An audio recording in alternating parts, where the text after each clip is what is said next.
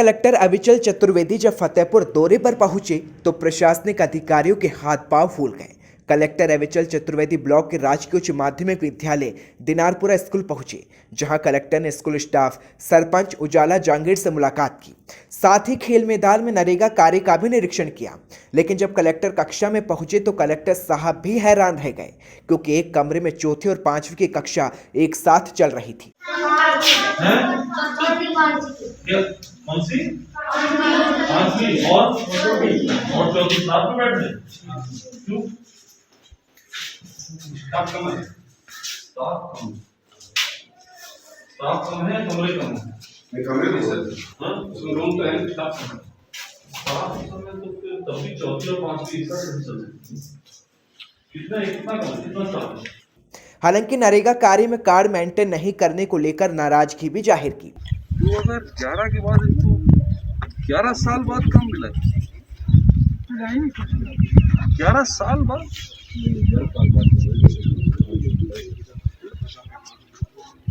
आपने इस काम से पहले कहाँ काम किया? संतरा देवी कौन है आप में से? हाँ, इस काम से पहले और कहाँ काम किया है? कब किया था? कब किया था? गए साल किया था, तो वो तो इसमें एंट्री नहीं है। 2011 के बाद सीधे 2022 की एंट्री ना। तो आप नए जॉब कार्ड दे रहे हो ना अपडेट कर रहे हो। हाँ, दे रहे थे, नए जॉब कार्ड तैयार करवाए। बुला रहे ये सब तो यार अभी भरे हैं। 2008 के बाद ये भरा हुआ है, 2022 में, 2009 के बाद। बताओ, ये हालत है। फायदा तभी जब भरा जाए उसको। इशू करने से क्या होता है? अभी इसको यही रिन्यू किया है, इसको ये वही नंबर है। नहीं, वो सब ठीक है आपकी बात, लेकिन ये कोई घर में सजाने की चीज थोड़ी है। अगर इसको भरा नहीं जाएगा तो इसका फायदा क्या है फिर? इनको कंप्लीट करो भाई, जॉब कार्ड हो गए, सारे जॉब कार्ड अपडेट होने चाहिए। एक दिन ऐसा नहीं होना चाहिए। यहाँ पे आज हमने कुछ एक नरेगा के कामों का निरीक्षण किया, जो खेल मैदान का काम चल रहा है यहाँ पे नारी में। तो काम अच्छी क्वालिटी का हो रहा है। उसमें वॉलीबॉल कोर्ट और ट्रैक जो है वो विशेष तौर पे अलग मतलब काली मिट्टी डाल के उस पर रोलर चला के उसको बहुत अच्छी क्वालिटी का बनाया जा रहा है उसमें। लेकिन कुछ जो हैं जो चीज़ें पाई गई हैं वो मास्टर रोल जो जॉब कार्ड भरे जाने हैं उसको लेके विशेष निर्देश दिए गए कि जॉब कार्ड सभी लेबर के अप टू डेट होने चाहिए। हमेशा उनको जानकारी होनी चाहिए कि उन्होंने कितने एक साल में कितना काम किया है, ताकि उनको सही तरीके से पता हो कि उनके खाते में कितना पैसा आना चाहिए, कितना आ गया है, कितना उनका वेज रेट चल रहा है, कितनी उनको मजदूरी मिल रही है नरेगा की। और वहाँ पे ऐसा भी महसूस किया गया कि अभी वहाँ पे और लेबर लगाए जाने की गुंजाइश है। तो उसके लिए भी BDO साहब को बोला है कि वहाँ पे अतिरिक्त लेबर जिनकी डिमांड है, जो काम करना चाहते हैं, उनको वहाँ पे लगवा के और इस काम को और जल्दी पूरा करवाने का प्रयास किया जा सकता है। साथ ही क्लास में टीचर के मास्क नहीं पहनने पर भी कलेक्टर अविचल चतुर्वेदी नाराज दिखे। और इतना ही नहीं, कलेक्टर ने स्कूली बच्चों से भी मुलाकात की, उनकी समस्या जानी और हौसला भी बढ़ाया। साइंस की क्लास लगती है? हमेशा मतलब रेगुलर लगती है कि कभी-कभी लगती है? तो दिक्कत तो नहीं है किसी को साइंस की पढ़ाई में? आप लोगों को समझ में आता है जो पढ़ाते हैं? हाँ, सब पढ़ा आता है?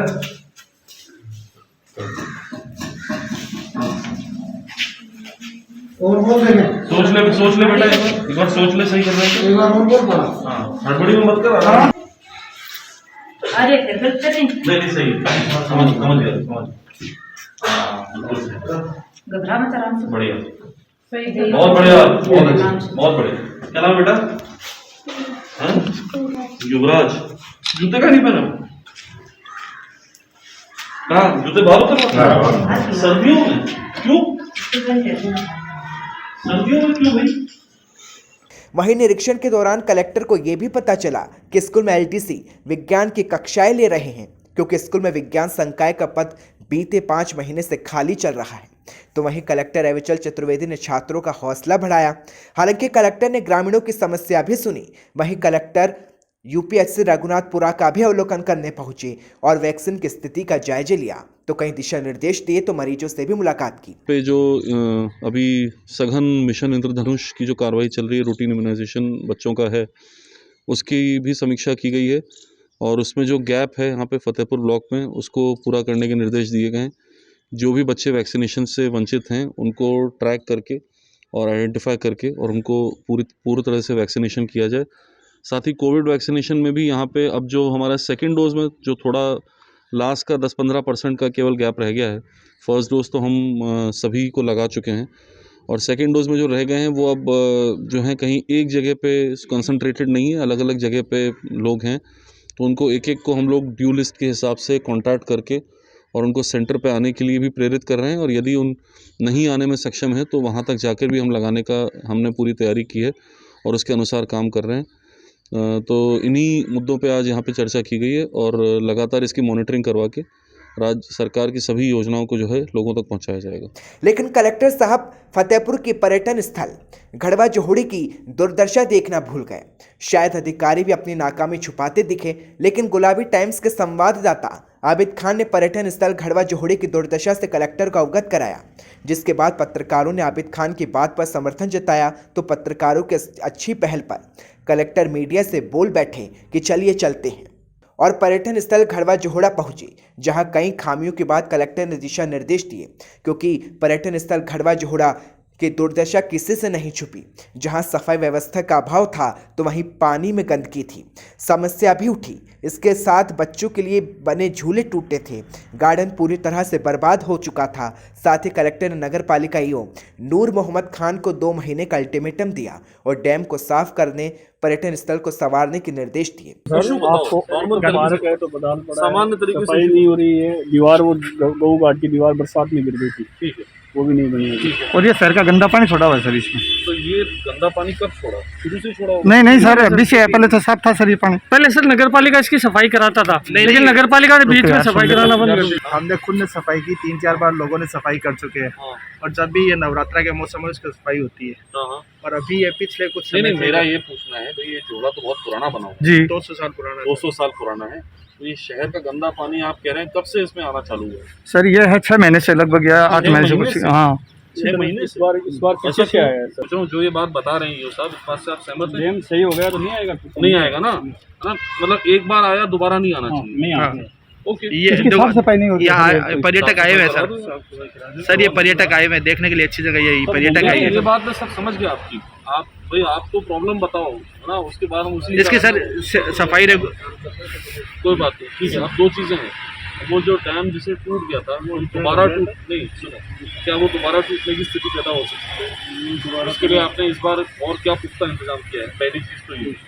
दूसरी चीज़ है सफाई, तो बड़ा मामूली से इशू करवा। सर इसका गार्डन तो जल गया सर, पीछे का पूरा गार्डन देखो, आप जाके देखो सर गार्डन। झूले वगैरह सर इसके पीछे बच्चों के झूले वगैरह, पार्क स्थल वगैरह बना हुआ, धूप वगैरह लगी हुई, सब जल गया, टूट गया। देख रेख के अभाव में, सब देख रेख के अभाव में हुआ सर। ठीक है, अब टेंडर इशू हो गया इसके, तब हो जाएगा फिर। फाइनेंस टेक्निकल बिड खुल गई, फाइनेंशियल। तुम ये बता दो मेरे को यार कि मैं कितने दिन बाद आऊँ जब आप इसकी स्थिति सुधार देंगे? सर 2 महीने? 2 महीने का टाइम दे दो। 2 महीने लगेंगे, ठीक है, लगेंगे नहीं। 2 महीने के अंदर अपन विजिट करेंगे। जो बातें यहाँ पे हो रही हैं, जी सर, थोड़ा सा अच्छे से बच्चों के लिए झूले वूले लग जाए, साफ सफाई हो जाए, जी झाड़ झंखाड़ की सफाई हो जाए, बिल्कुल थोड़ा अट्रैक्टिव इसको करते हैं। जी सर, मैं 2 महीने में यहाँ फिर आऊँगा। जी सर, ठीक है, thank you sir, thank you Soni ji. EO ने मीडिया के कैमरे के सामने 2 महीने में पर्यटन स्थल को बेहतर करने का वादा किया। देखना तो ये होगा कि ये वादा कैमरे तक सीमित रहेगा या फिर पूरा भी होगा। लेकिन फतेहपुर प्रशासन ने फतेहपुर की पहचान में से एक इस घड़वा जोहड़ा की सुंदरता और इसके इतिहास को कुचल दिया। अगर प्रशासन ध्यान देता तो शायद ये ऐतिहासिक जगह फतेहपुर आने वाले पर्यटकों के लिए यादगार बन जाती। वैसे ऐसा नहीं है कि इस मामले को किसी ने नहीं उठाया। इससे पहले बीजेपी शहर अध्यक्ष राम अवतार रूंथला ने भी कई बार इस मुद्दे को उठाया। घड़वा जोहड़ा को बचाने के लिए पत्र भी लिखे, लेकिन सूरत नहीं बदली। एक वक्त था जब इस सुंदर पर्यटन स्थल पर सैकड़ों पर्यटक घूमने आते थे। लाखों रुपए लगाकर सरकार ने इसे बनाया था। ऐतिहासिक धरोहर को बीजेपी के शासन में तैयार किया गया था, लेकिन राजनीतिक खींचतान के बीच इस ऐतिहासिक धरोहर ने अपनी सुंदरता खो दी और इसकी सुंदरता को जिंदा रखने के लिए कई बार बीजेपी अध्यक्ष राम अवतार रूंथला ऐतिहासिक धरोहर को बचाने के लिए ज्ञापन दे रहे हैं। आप खुद ही सुनिए। हमारे फतेहपुर शहर की एक ऐतिहासिक धरोहर है, जो एक पर्यटन का प्रमुख स्थल है। यहाँ पर काफ़ी विदेशी सैलानी आते हैं और यहाँ के लोगों के लिए भी एक सुंदर वहाँ पर पार्क था, जहाँ पर सुबह शाम लोग बाग छोटे बच्चे महिलाएं घूमने के लिए आती थी। लेकिन इसको नगर पालिका की निष्क्रियता ने, नगर पालिका की लापरवाही ने, अधिकारियों की ढिलाई ने इस पार्क को उजाड़ दिया, इस गढ़वा जोड़ा को गंदे पानी से भर दिया। हमने भाजपा परिवार की ओर से उपखंड अधिकारी को इस मामले में ज्ञापन भी दिया कि इसकी कैसे भी व्यवस्था सुधरे, लेकिन अधिशासी अधिकारी ने अपने चहेतों को इसका टेंडर मिले इसके लिए 2 बार इसकी निविदा को इन्होंने निरस्त किया। तीसरी बार जाके अब ये निविदा कर रहे हैं, तो इसमें इन्होंने करीब 12 महीने खराब कर दिए, जिससे यहाँ पे जो बगीचे थे, जो बाग था, वो पूरी तरह से नष्ट हो चुका है। आज इस ऐतिहासिक धरोहर को देख के इस फतेहपुर वासियों को रोना आता है।